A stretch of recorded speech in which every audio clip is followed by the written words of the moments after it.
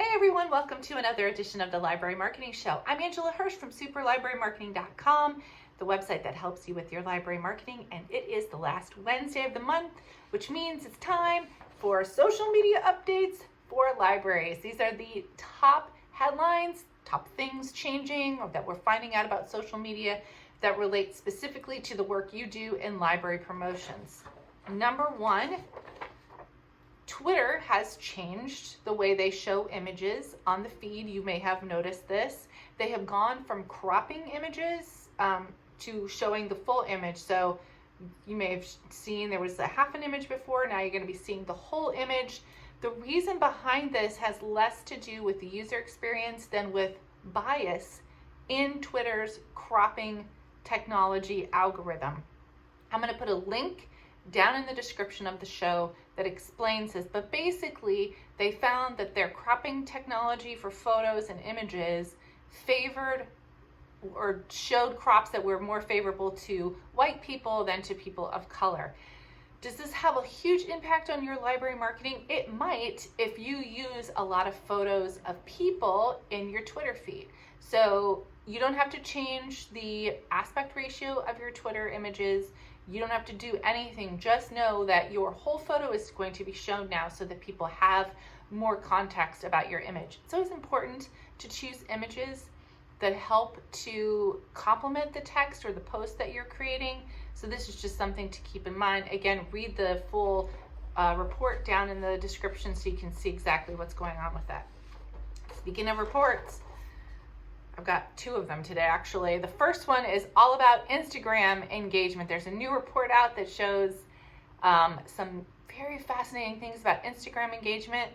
Two things that stuck out to me that relate to libraries. One is the number of small Instagram accounts rose in the past 12 months, which makes sense.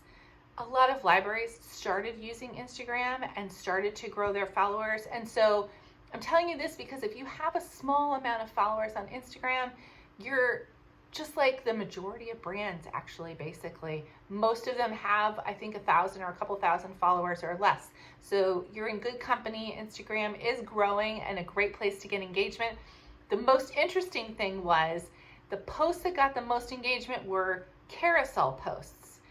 In 2020, that was video posts. So video is kind of declining on Instagram. Now people want to see a series of images in a carousel for each of your posts. And I should say this has to do with Instagram's regular feed, not stories. So when you're posting on the regular Instagram feed, think about doing more carousel posts this year rather than video.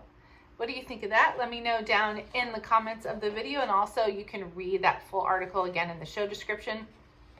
The third headline is another report that came out from Sprout Social that talks about the best time to post on all of the social media platforms. I'm not going to go through them here because I guarantee you it's going to change in like 3 months. But hey, every piece of data that we get, we can help to adjust our posting on social media. Read the article down in the description. One thing I want you to think about as you're looking at this, a lot of reports will tell you the best time to post, and then a whole bunch of people will start posting at that time, and then the engagement will go down. So two things, actually. One is you take a look at your own analytics, and your followers and your audience are going to tell you basically when the best time to post is for them. And it may not be the times in this report. And in fact, I kind of feel like you can experiment a bit with the best times to post that are in this report, but you might want to shy away from those times because, again, the content is going to increase because everyone's going to see this and start posting all at the same time.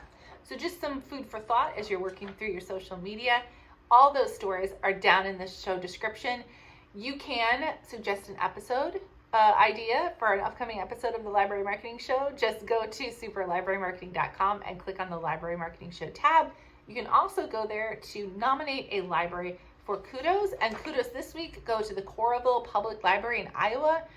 A viewer mentioned that they are doing a fantastic job of spreading truthful, factual information about COVID on their Facebook page.